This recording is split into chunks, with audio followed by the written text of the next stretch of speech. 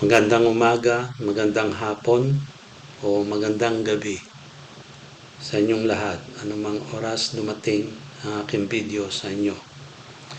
Naway na sa mabubuting kalagayan kayong lahat. Gaya po ng aking naipangako, ang pagbasa ng banal na kasulatan ay ating sisimulan sa Philippine Bible Society 1905 ng Inilimbag. Ang pagbasa ay magsisimula sa Genesis Kabanata 1 hanggang sa Genesis Kabanata 21.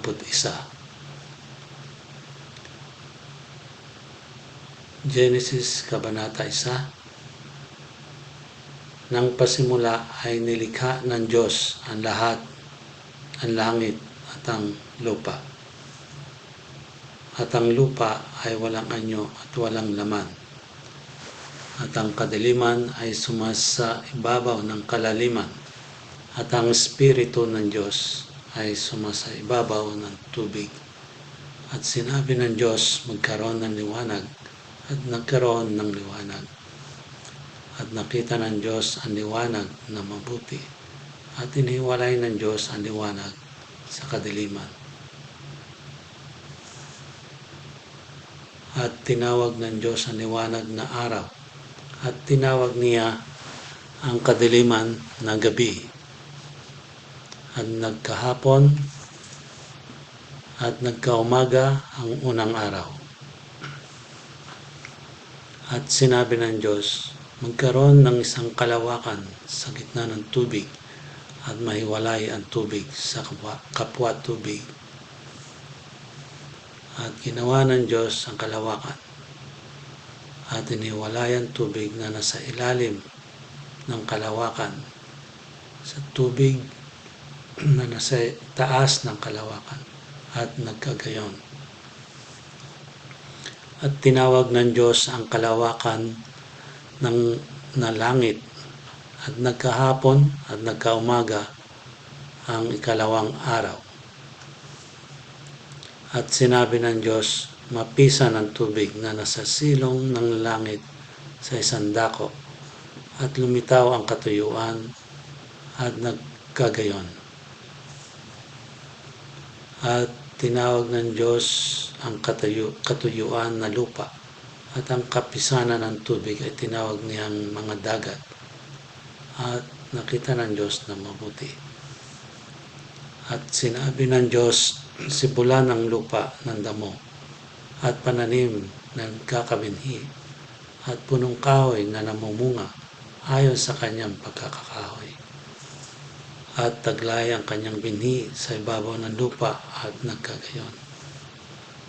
At ang lupa ay sinibulan ng damo, pananim at nagkakabinhi ayon sa kanyang pagkapananim. At ng punong kahoy na namumunga, na taglay ang kanyang binhi ayon sa kanyang pagkakahoy. At nakita ng Diyos na mabuti. At nagkahapon at nagkaumaga ang ikatlong araw.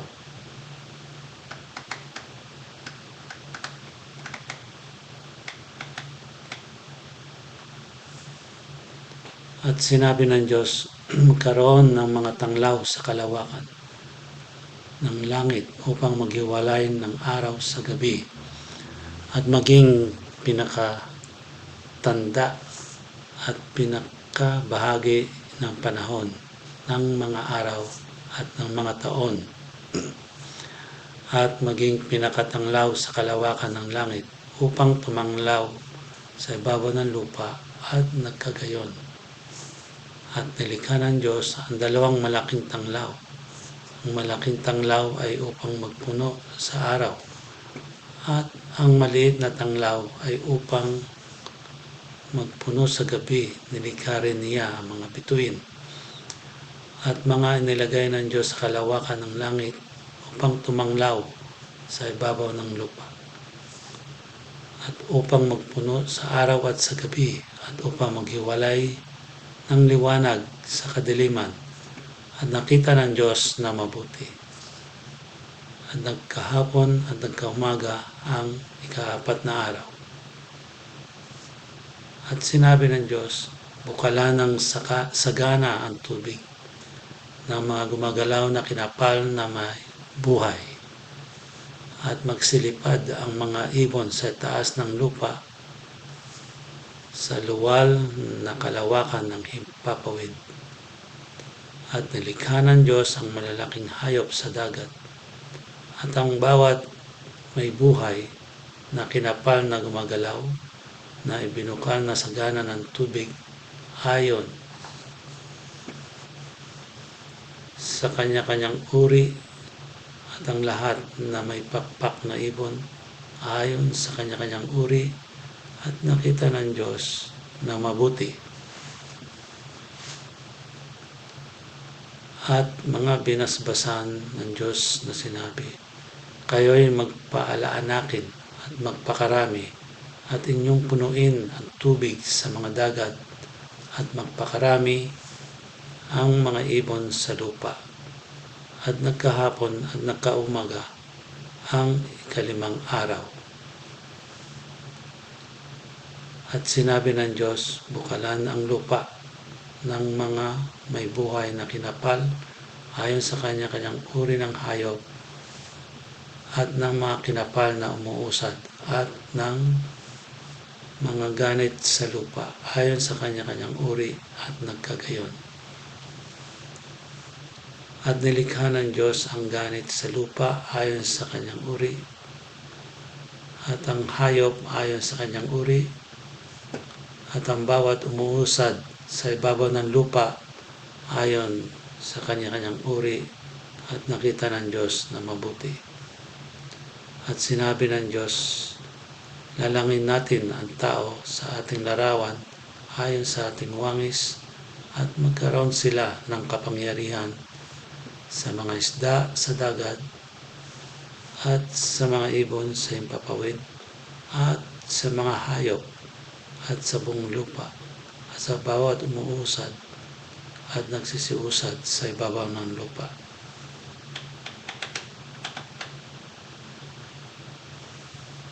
At nilalang ng Diyos ang tao ayon sa kanyang sariling larawan. Ayon sa larawan ng Diyos, siya nilalang niya sila na lalaki at babae. At sila'y binasbasan ng Diyos at sa kanila'y sinabi ng Diyos, kayo'y magpaalaanakin at magpakarami at kalatan ninyo ang lupa at inyong supilin at magkaroon kayo ng kapangyarihan sa mga isda sa dagat at sa mga ibon sa himpapawid at sa bawat hayop na gumagalaw sa ibabaw ng lupa. At sinabi ng Diyos, narito, binibigay ko sa inyo ang bawat pananim na nagkakabinhi na nasa ibabaw ng balat ng lupa at ang bawat punong kahoy na may bunga ng punong kahoy na nagkakabinhi sa inyo'y magiging pagkain. At sa bawat hayop sa lupa at sa bawat ibon sa himpapawid at sa bawat nagsisiusad sa ibabaw ng lupa na may buhay ay binibigay ko ang lahat. At nakita ng Diyos ang lahat ng kanyang nilikha. At narito, napakabuti. At nagkahapon at nagkaumaga ang ika-6 na araw.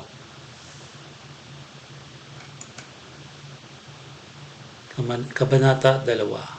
At nayari ang langit at ang lupa at ang lahat ng natatanaw sa mga iyon. At ng ika-7 araw ay nayari ng Diyos ang kanyang gawang ginawa at nagpahinga ng ika-7 araw sa madlang gawa niyang ginawa. At binasbasan ng Diyos ang ika-7 araw at kanyang ipinangilin sapagkat siyang ipinagpahinga ng Diyos sa madlang gawang kanyang nilikha at ginawa. Ito ang pinangyarihan ng langit at ng lupa, ng likhain noong araw na gawin ng Panginoon Diyos ang lupa at langit. At wala pa sa lupang kahoy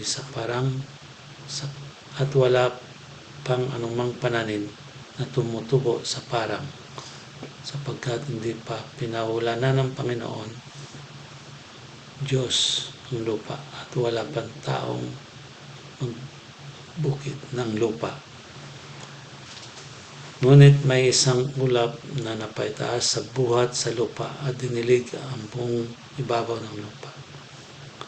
At nilalang ng Panginoon Diyos ang tao sa alabok ng lupa at hiningahan at kanyang mga butas ng ilong ng hininga ng buhay. At ang tao ay naging kaluluwang may buhay. At naglagay ang Panginoon Diyos ng isang halamanan sa Eden, sa dakong silanganan. At inilagay niya roon ang taong kanyang nilalang. At pinatubo ng Panginoong Diyos sa lupa ang lahat ng punong kahoy na nakalulugod sa paningin at mabubuting kanin.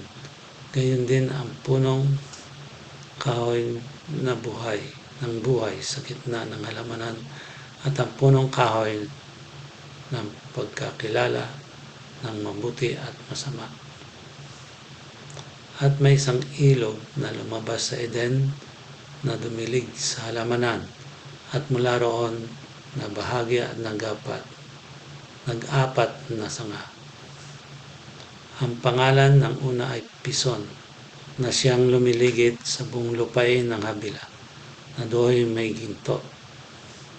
At ang ginto sa lupang yaoy mabuti, mayroon din naman doong bedelyo at batong onyx. At ang pangalan ng ikalawang ilog ay Gihon, na siyang lumiligid sa buong lupain ng Kus. At ang pangalan ng ikatlong ilog ay Hidesel, na siyang umaagos sa tapat ng Assyria. At ang ikaapat na ilog ay ang Euphrates.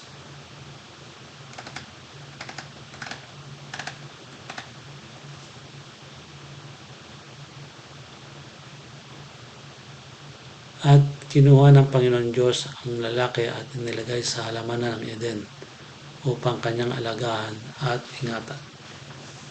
At iniuutos ng Panginoon Diyos sa lalaki na sinabi, sa lahat ng punong kahoy sa halamanan ay makakain ka na may kalayaan. Datapwat sa kahoy ng pagkakilala ng mabuti at masama ay huwag kang kakain, sapagkat sa araw na ikaw ay kumain niyaon, ay walang pagsalang mamamatay ka. At sinabi ng Panginoon Diyos, hindi mabuti ang lalaki ay mag-isa. Siya ay ilalang ko ng isang katulong niya. At nilalang ng Panginoon Diyos sa lupa ang lahat ng hayop sa parang at ang lahat ng ibon sa himpapawid. At pinagdadala sa lalaki upang malaman kung anong itatawag niya sa mga iyon. At ang bawat itinawag ng lalaki sa bawat kinapal na may buhay ay iyaon ang naging pangalan niyaon. At pinanganlan ng lalaki ang lahat ng mga hayop at ang mga ibon sa himpapawid at ang bawat ganit sa parang. Datapwat sa lalaki ay walang masumpungang maging katulong niya. At hinulugan ng Panginoon Diyos na hindi kawasang himbing ang lalaki at siya ay natulog at kinuha ang isa sa kanyang mga tadyang at pinapaghilom ang lahat sa dakong yaon. At ang tadyang na kinuha ng Panginoon Diyos sa lalaki ay ginawang isang babae at ito'y dinala niya sa lalaki. At sinabi ng lalaki, ito nga'y buto ng aking mga buto at laman ng aking laman. Siya ay tatawaging babae sapagkat sa lalaki siya kinuha. Kaya't iiwan ng lalaki ang kanyang ama at ang kanyang ina at makikipisan sa kanyang asawa at sila'y magiging isang halaman, magiging isang laman, at sila'y kapwa-hubad, ang lalaki at ang kanyang asawa, at sila'y hindi nagkakahiyan.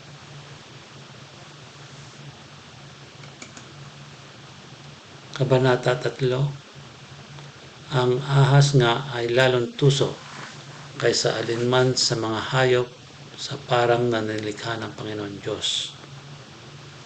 At sinabi niya sa babae, tunay bang sinabi ng Diyos, huwag kayong kakain sa alinmang punong kahoy sa halamanan? At sinabi ng babae sa ahas, sa bunga ng mga punong kahoy sa halamanan ay makakain kami. Datapwat sa bunga ng punong kahoy na nasa gitna ng halamanan ay sinabi ng Diyos, huwag kayong kakain niyaon, ni huwag ninyong iipuin, baka kayo'y mamatay.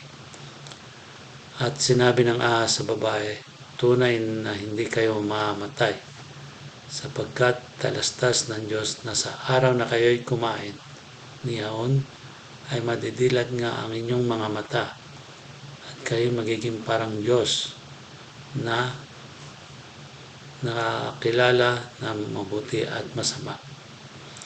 At nang makita ng babae na ang bunga ng punong kahoy ay mabuting kanin at nakakalulugod sa mga mata at kahoy na mananasa upang magpapantas sa tao, ay pumintas siya ng bunga niyaon at kinain. At binigyan din niya ang kanyang asawang kasama niya, at ito'y kumain.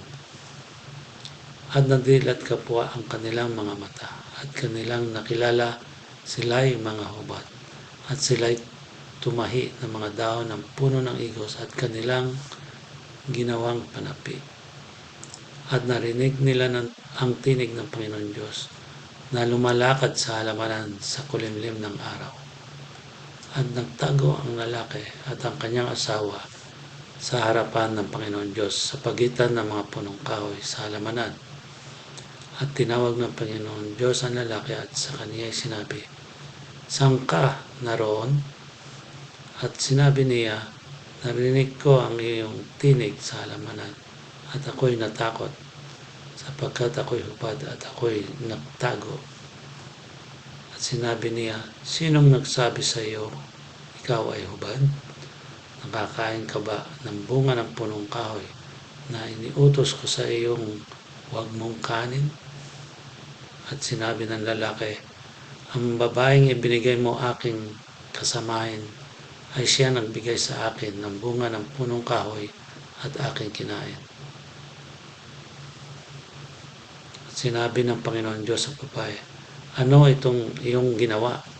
At sinabi ng babae, dinaya ako ng ahas at ako'y kumain.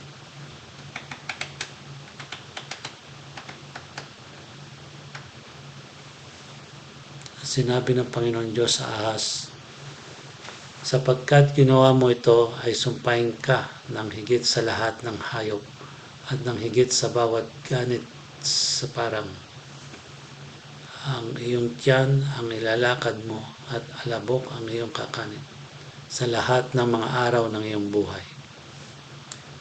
At papagalitin ko ikaw at ang babae at ang iyong binhi at ang kanyang binhi.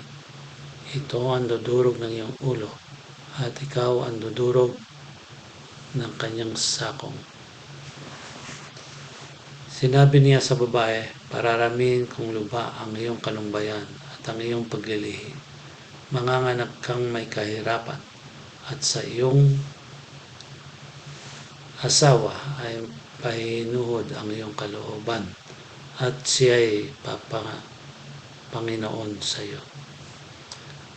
At kay Adan ay sinabi, sapagkat iyong dininig ang tinig ng iyong asawa at kumain ka ng bunga ng punong kahoy na aking inuutos sa iyo, na sinabi, huwag kang kakain niyaon, sumpain ng lupa dahil sa iyo. Kakain ka sa kanya sa pamamagitan ng iyong pagpapagal sa lahat ng mga araw ng iyong buhay.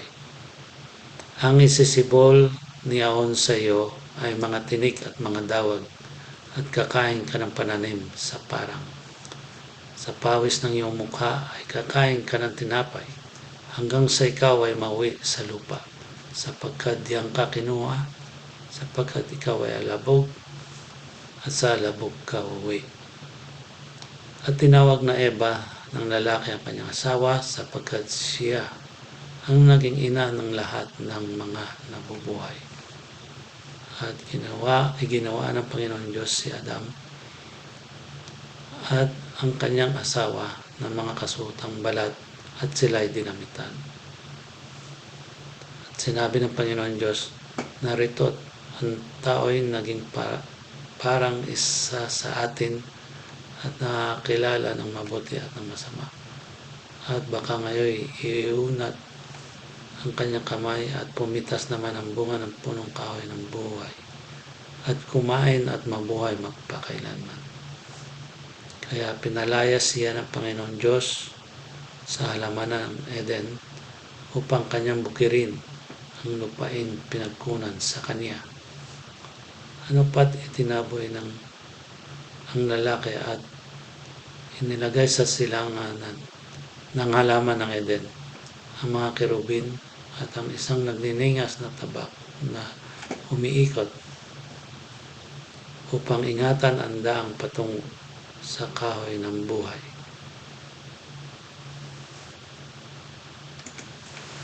Kabanata 4. At nakilala ng lalaki si Eva na kanyang asawa, at siya ay naglihi at pinanganak si Cain.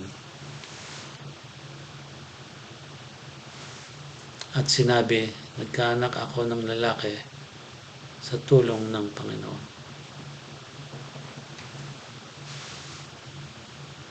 At sa muli ay pinanganak ang kanyang kapatid na si Abel. At si Abel ay tagapag-alaga ng mga tupa, na tapat si Cain ay mangbubukid ng lupa. At nangyari, nang lumalakad ang panahon, ay nagdala si Cain ng isang handog ng mga bunga ng lupa sa Panginoon. At nagdala rin naman si Abel ng mga panganay ng kanyang kawan at ng mga taba ng mga yaon. At nilingap ng Panginoon si Abel at ang kanyang handog. Datapwat hindi nilingap si Cain at ang kanyang handog, at nag-init na mainam si Cain, at namanglaw ang kanyang mukha. At sinabi ng Panginoon kay Cain, bakit ka nag-init? At bakit namanglaw ang iyong mukha? Kung ikaw ay gumawa ng mabuti, hindi ba ikaw mamarapatin? At kung hindi ka gumawa ng mabuti, ay nahandusay ang kasalanan sa pintuan. At sa iyo'y pahinuhod ang kanyang nasa, at ikaw ang papanginoon niya. At iyo'y sinabi ni Cain sa kanyang kapatid na kay Abel. At nangyari nang sila'y nasa parang, ay nagtindig si Cain laban kay Abel na kanyang kapatid, at siya ay kanyang pinatay. At sinabi ng Panginoon kay Cain, saan naroon si Abel na iyong kapatid? At sinabi niya, ewan ko, ako ba'y tagapagbantay sa aking kapatid? At sinabi niya, anong iyong ginawa? Ang tinig ng dugo ng iyong kapatid ay dumadaing sa akin mula sa lupa. At ngayon sinumpa ka sa lupa na siyang nagbuka ng bibig na tumanggap sa iyong kamay ng dugo ng iyong kapatid. Pagbubukid mo ng lupa ay di na ibibigay mula ngayon sa iyo ang kanyang lakas. Ikaw ay magiging palaboy at hampas lupa sa lupa.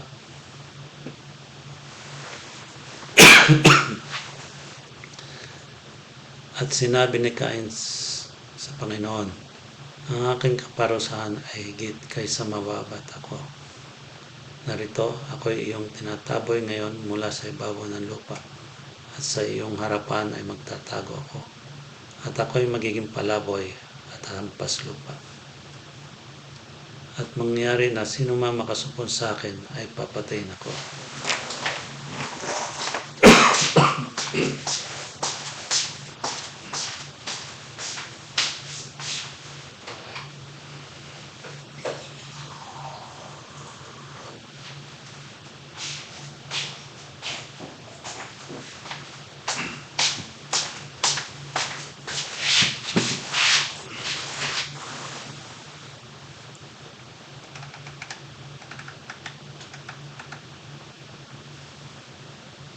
At sinabi sa kanya ng Panginoon, dahil dito'y sino mang pumatay kay Cain ay makapitong gagantihan. At nilagyan ng Panginoon ng isang tanda si Cain, baka siya ay sugatan ng sino mang makakasumpong sa kanya. At umalis si Cain sa harapan ng Panginoon at tumahan sa lupain ng Nod sa silanganan ng Eden.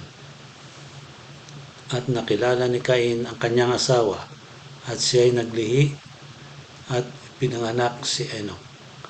At siya ay nagtayo ng isang bayan at tinawag ang bayan ayon sa pangalan ng kanyang anak, Enoch. At naging anak ni Enoch si Irad.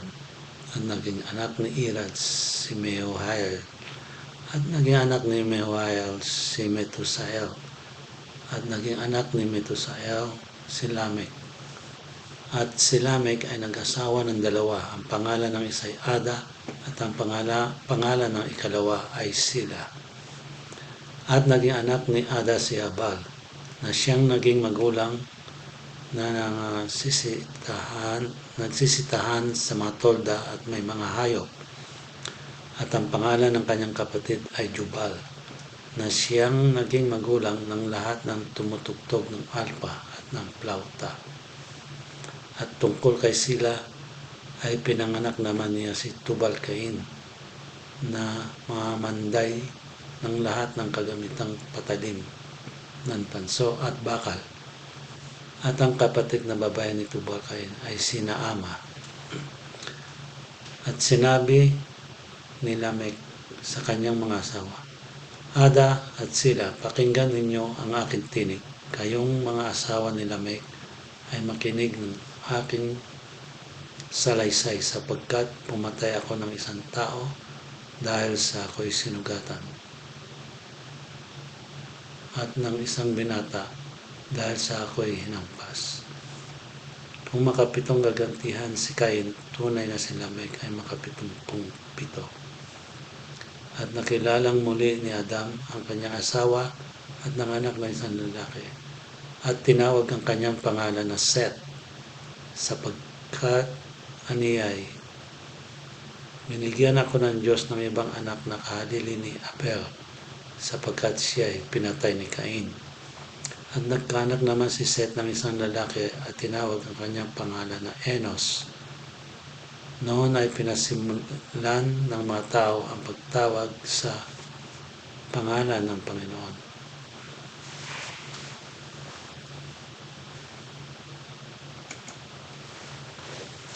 Kabanata 5. Ito ang aklat ng mga lahi ni Adam.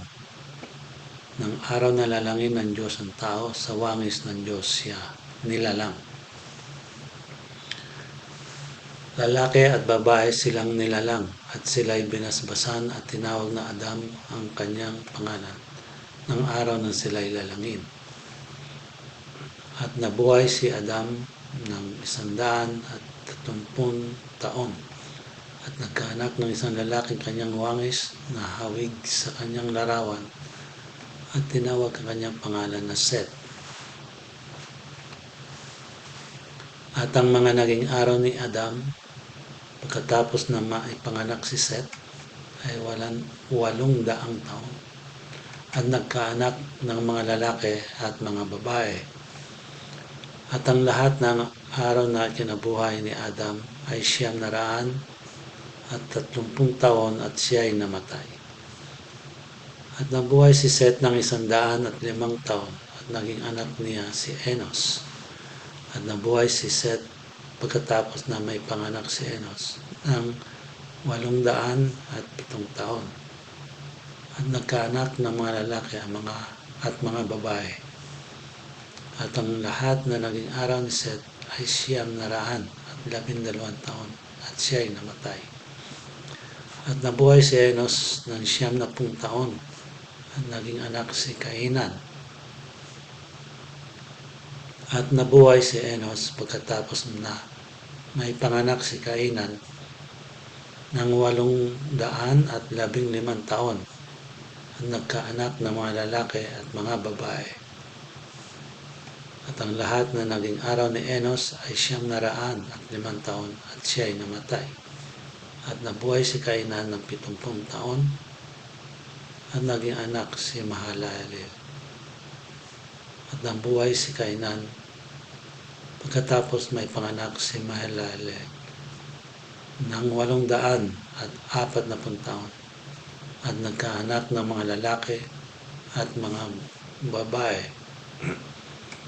At ang lahat na naging araw ni Kainan, 910 taon at namatay.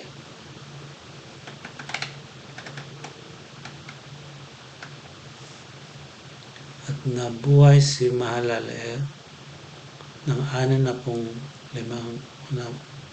taon na naging anak si Jared. At nabuhay si Mahalalel pagkatapos na may panganak si Jared ng 830 taon at nagkaanak ng mga lalaki at mga babae. At ang lahat na naging araw ni Mahalalel ay 8 taon at 95 taon at namatay. At nabuhay si Jared ng 100 at 62 taon at naging anak si Enoch. At nabuhay si Jared pagkatapos na may panganak si Enoch ng 800 taon at nagkaanak ng mga lalaki at mga babae. At ang lahat na naging araw ni Jared ay 962 taon at namatay.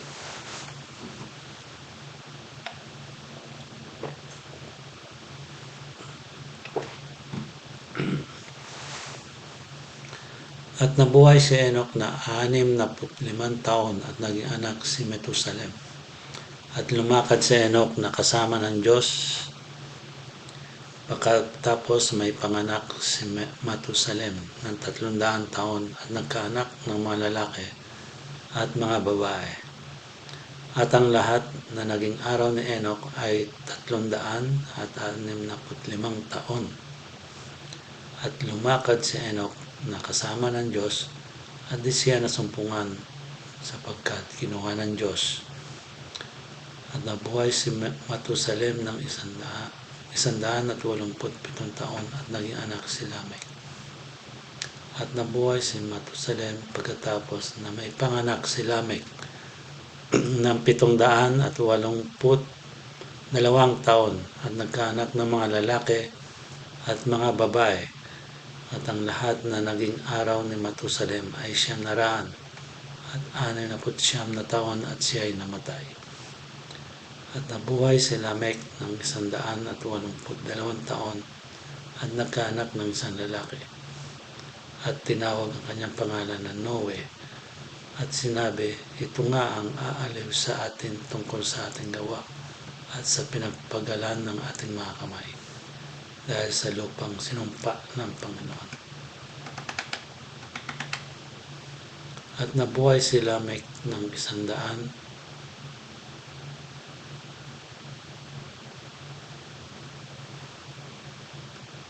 at nabuhay si Lamech pagkatapos na may panganak si Noe ng 575 taon at nagkaanak ng mga lalaki at mga babae. At ang lahat na naging araw ni Lamech ay 777 taon at namatay. At si Noe ay may 500 taon at naging anak ni Noe si Sem, si Cam at si Hapet.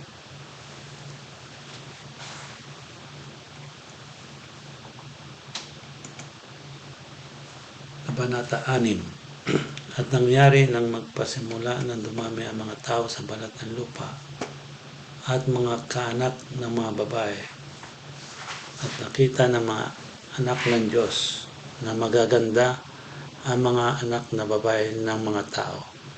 At sila ay nangagsikuha ng kanya-kanyang asawa sa lahat ng kanilang pinili. At sinabi ng Panginoon, ang aking espiritu ay hindi makipagpunyagi sa tao magpakailanman, sapagkat siya ay may laman, gayon may magiging 120 taon ng kanyang mga araw.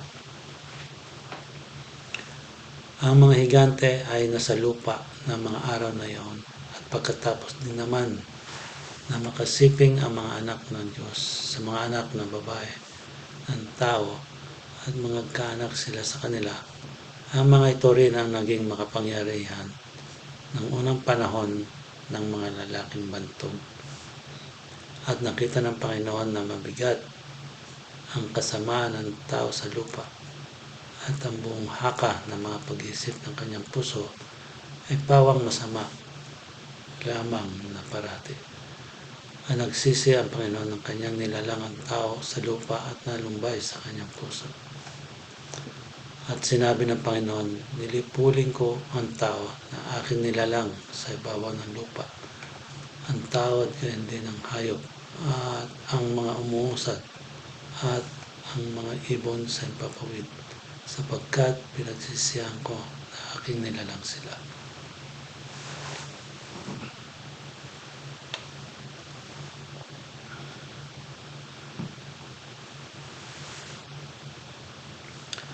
Datapwat si Noe ay nakasumpong ng biyaya sa mga mata ng Panginoon. Ito ang mga lahi ni Noe. Si Noe ay lalaking matuwid at sagdal noong kapanahunan niya.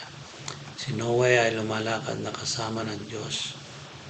At nagkaanak si Noe ng 3 lalaki, si Sem, si Cam at si Hapet. At sumama ang lupa sa harap ng Diyos. At ang lupa ay napuno ng karahasan. At tiningnan ng Diyos ang lupa, at narito sumama, sapagkat pinasama ng lahat ng tao ang kanilang paglakad sa ibabaw ng lupa. At sinabi ng Diyos kay Noe, ang wakas ng lahat ng tao ay dumating sa harap ko, sapagkat ang lupa ay napuno ng karahasan dahil sa kanila, at narito sila ay aking lilipuling kalakip ng lupa.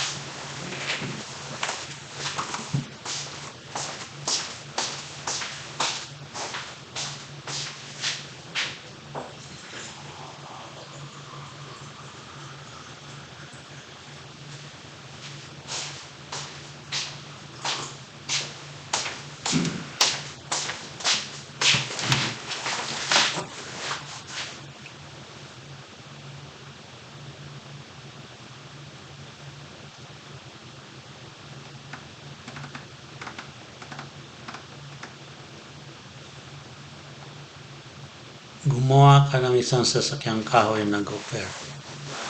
Gagawa ka ng mga silid sa sasakyan at iyong sisiksikan ng loob at sa labas ng sahing. At ganitong paraan gagawin mo.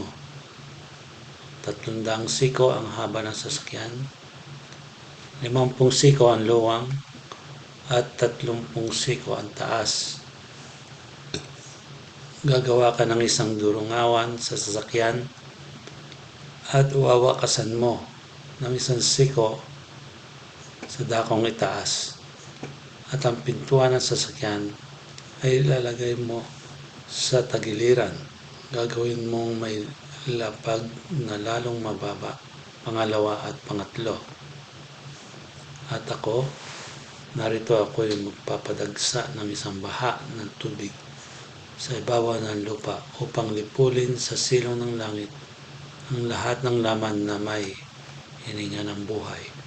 Ang lahat na nasa lupa ay mga mamatay.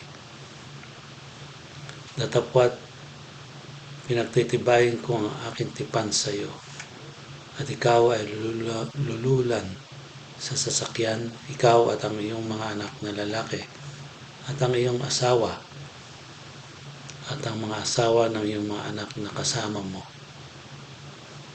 sa bawat nangabubuhay sa lahat ng laman ay maglululan ka sa loob ng sasakyan ng dalawa sa bawat uri upang maingatan silang buhay.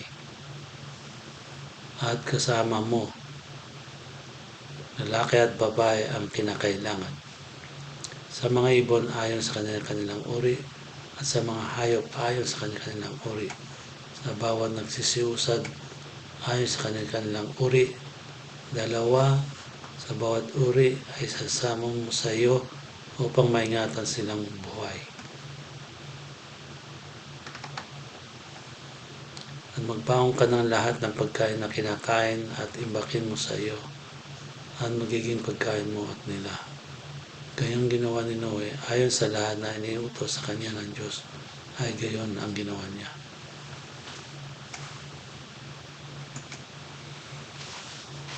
Kabanata 7. At sinabi ng Panginoon kay Noe, lumulang ka at ang iyong buong sambahayan sa sasakyan sapagkat ikaw ay aking nakitang matuwid sa harap ko sa panahong ito. Sa bawat malinis na hayop ay kukuha ka ng tig-7 ng lalaki at ng kanyang babae. At sa mga hayop na hindi malinis ay 2 ng lalaki at ng kanyang babae. Gayon din naman sa mga ibong sa himpapawid, tig-7 ng lalaki at ng babae upang ingatang binhing buhay sa ibabaw ng buong lupa. Sapagkat 7 araw pa at pauulanan ko na ang ibabaw ng lupa ng sapat na ng 40 araw at 40 gabi at aking lilipulin ang lahat ng may buhay na aking nilikha sa balat ng lupa.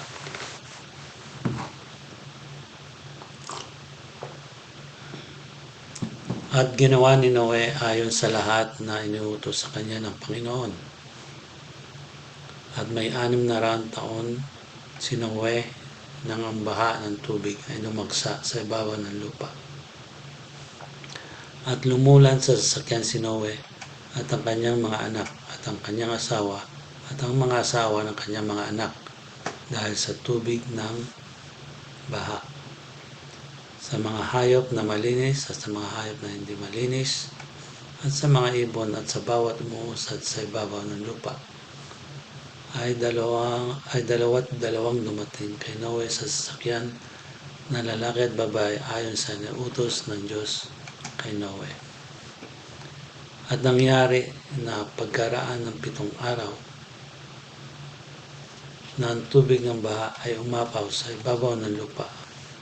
Sa ika-6 na araang taon ng buhay ni Noe, ng ika-2 buwan, sa ika-17 araw ng buwan, ng araw ding yaon, ay nangasira ang lahat ng bukal ng lupahang kalaliman, at ang mga durungawan ng langit ay nabuksan.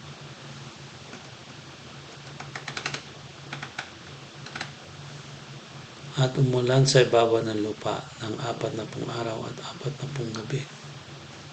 Nang araw ding yaon ay lumulan sa sasakyan si Noe at si Sem at si Cam at si Hapet na mga anak ni Noe at ang asawa ni Noe at ang 3 asawa ng kanyang mga anak na kasama nila.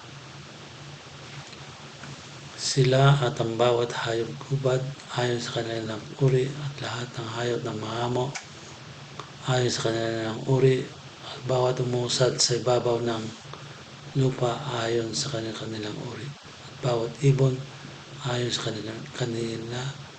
kanilang uri, lahat ng sari-saring ibon. At nagsidating kay Noe sa sasakyan ng dalawa lahat ng hayop na may hinga ng buhay. At ang mga nagsidlulan ay lumulan lalaki at babae ng lahat na laman gaya ng inuutos sa kanya ng Diyos at kinulong siya ng Panginoon.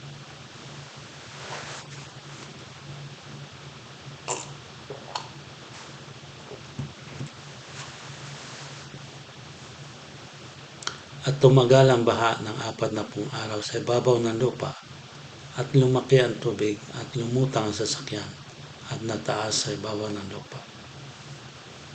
At dumagsa ang tubig at lumaking mainam sa ibabaw ng lupa at lumutang ang sasakyan sa ibabaw ng tubig. At dumagsang lubha ang tubig sa ibabaw ng lupa at tinapawan ang lahat na mataas na bundok na nasa silong ng buong langit. 15 siko ang lalim na idinagsa sa tubig at tinapawan ang mga bundok.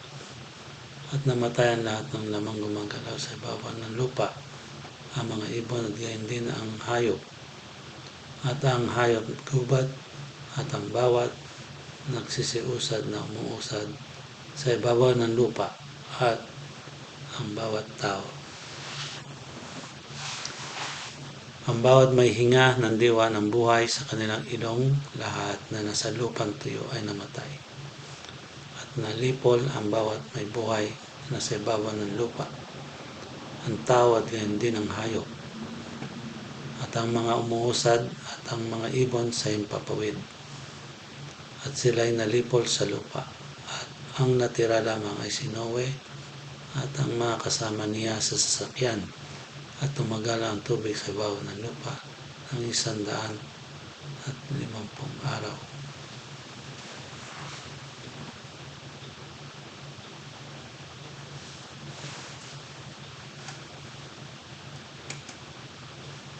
At naalala ng Diyos si Noe at ang lahat ng may buhay at ang lahat ng hayop na kasama niya sa sasakyan.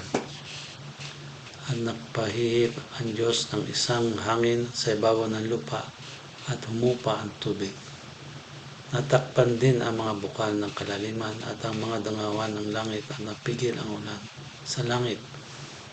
At humupang patuloy ang tubig sa lupa at kumati ang tubig pagkaraan ng 150 araw.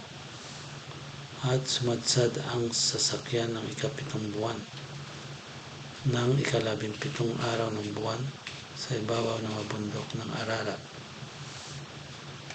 At ang tubig ay nagpatuloy at paghupa hanggang sa 10 buwan ng 10 buwan ng unang araw ng buwan ay nakita ang mga taluktok ng mga bundok. At nangyari pagkaraan ng 40 araw na binuksan ni Noe ang dungawan ng sasakyan at kanyang ginawa. At siya ay nagpalipad ng isang uwak at ito'y naparoon parito hanggang sa natuyo ang tubig sa lupa. At nagpalipad siya ng isang kalapati upang tingnan kung humupa na ang tubig sa ibabaw ng lupa. Datapwat hindi nakasumpong ang kalapati ng madapuan ng talampakan ng kanyang paa at nagbalik sa kanya sa sasakyan sapagkat ang tubig ay nangasa ibabaw na pa ng buong lupa. At iniunat ang kanyang kamay at hinawakan at ipinasok niya sa sasakyan.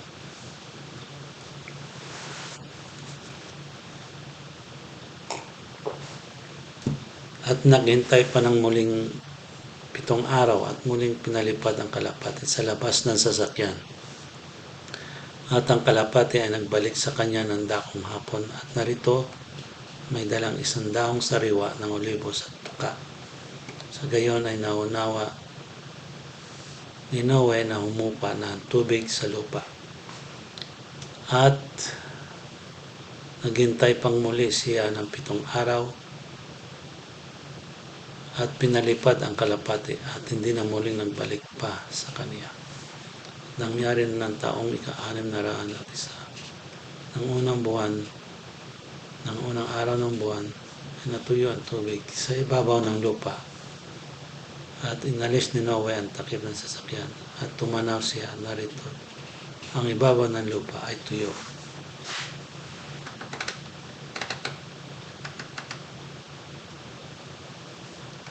At ng 2 buwan, ng 27 araw ng buwan, ay natuyo ang lupa.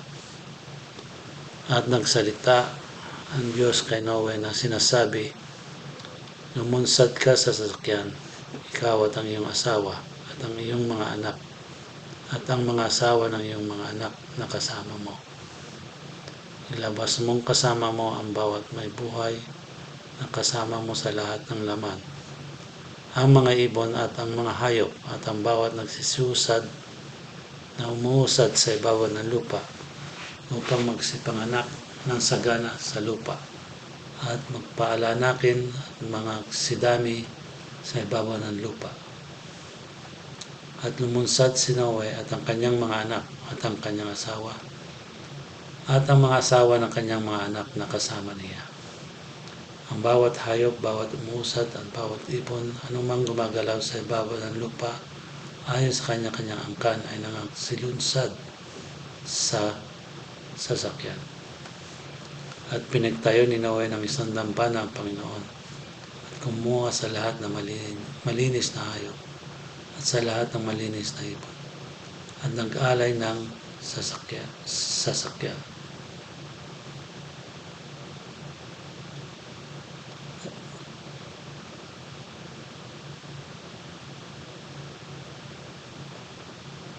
At pinagtayo ni Noe ng isang dambana, Panginoon, at kumuha sa lahat ng malinis na hayop at sa lahat ng malinis na ibon at naglagay ng mga handog na susunugin sa ibabaw ng dambana.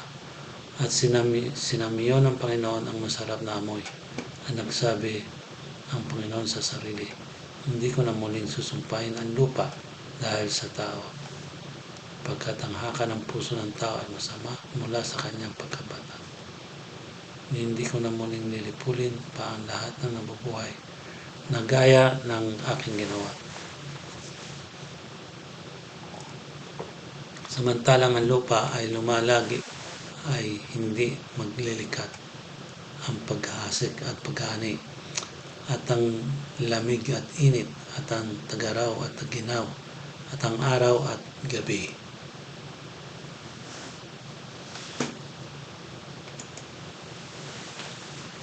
At binasbasan ng Diyos si Noe at ang kanyang mga anak at sa kanyang sinabi, kayo'y magpaalanakin, magpakarami at inyong kalatan ang lupa. At ang takot sa inyo at sindak sa inyo ay mapapas sa bawat hayop sa lupa. At sa bawat ibon sa impapawid at lahat ng umuusad sa lupa at lahat ng isda sa dagat ay binibigay sa inyong kamay. Bawat gumagalaw na nabubuhay ay magiging pagkain ninyo, gaya ng mga sariwang pananim na lahat na binibigay ko sa inyo. Ngunit ang lamang may buhay na siya niyang dugo ay huwag ninyong kakanin. At tunay na hihingan ko ng sulit ang inyong dugo, ang dugo ng inyong mga buhay. Sa kamay ng bawat ganit ay hihingan ko ng sulit, at sa kamay ng tao, sa kamay ng bawat kapatid ng tao, ay hihingan ko ng sulit ang buhay ng tao. Ang magbubo ng dugo ng tao sa pamamagitan ng tao ay magbububo ang kanyang dugo, sapagkat sa larawan ng Diyos nilalang ang tao. At kayo magpalaanakin ang magpakarami, magsilago kayo ng sagana sa lupa at kayo magsidami riyan. At nagsalita ang Diyos kay Noe at sa kanyang mga anak na kasama niya na sinasabi, at ako narito, aking pinagtitibay ang aking tipan sa inyo, sa inyong binhi na susunod sa inyo. At sa bawat nilikhang may buhay na kasama ninyo, ang mga ibon, ang hayop na bawat ganit sa lupa na kasama ninyo, sa lahat ng lumunsad sa sasakyan pati sa bawat ganit sa lupa. At aking pagtitibayan ang aking tipan sa inyo, ni hindi ko lilipulin ang lahat ng laman sa pamamagitan ng tubig ng baha, ni hindi na magkakaroon pa ng bahang gigiba ng lupa. At sinabi ng Diyos, ito ang tanda ng tipang ginawa ko sa inyo. At sa bawat kinapal na may buhay, na kasama ninyong buong panahon, ang aking baghari ay nilalagay ko sa alapaap at siyang magiging tanda ng tipan ko at ng lupa.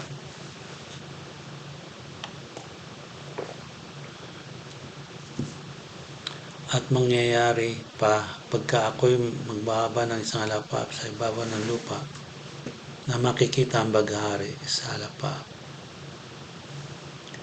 At alalahanin ko ang aking tipan na inilagda ko sa akin sa inyo at sa bawat kinapal na may buhay sa lahat ng laman. At ang tubig ay hindi na magiging bahang lilipon ng lahat ng laman.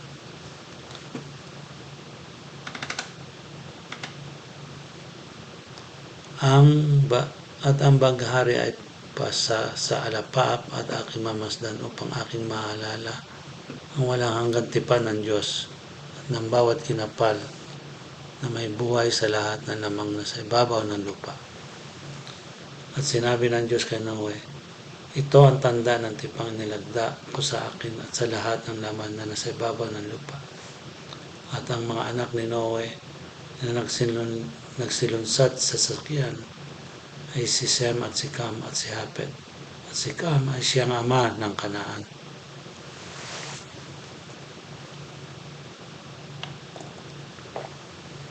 Ang tatlong ito ay mga anak ni Noe. At sa mga ito ay nakalatan ang buong lupa. At nagpasimula si Noe ng maging mangbubukid at naglagay ng isang ubasa. At uminom ng alak at nalango at siya ay nahubaran sa loob ng kanyang tolda. At si Cam na ama ni Kanaan ay nakakita ng kahubaran ng kanyang ama at sinaysay sa kanyang dalawang kapatid na nasa labas. At kumuha si Sem at si Hapet ng isang balabal at sinabalikat nilang ang dalawa at lumakad ng paurong at tinakpan ang kahubaran ng kanilang ama at ang mukha nila ay patalikod at hindi nila nakita ang kahubaran ng kanilang ama. At nagising si Noe sa kanyang pagkalangaw sa alak at naalaman ang ginawa sa kanya ng kanyang bunsong anak.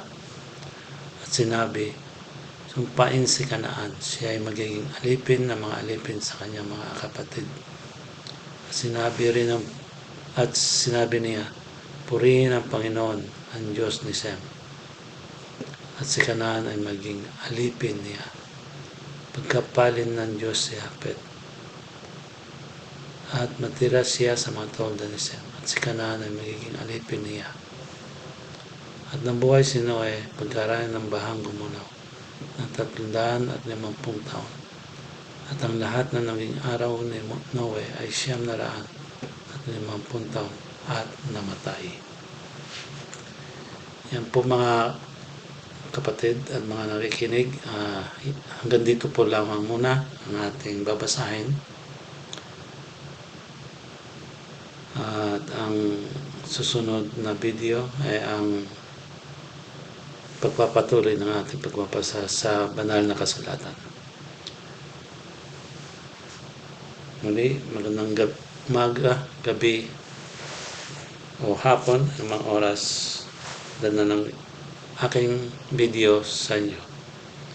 Ang biyaya ng ating Panginoong Jesucristo ay sumanyong lahat. Siya nawa.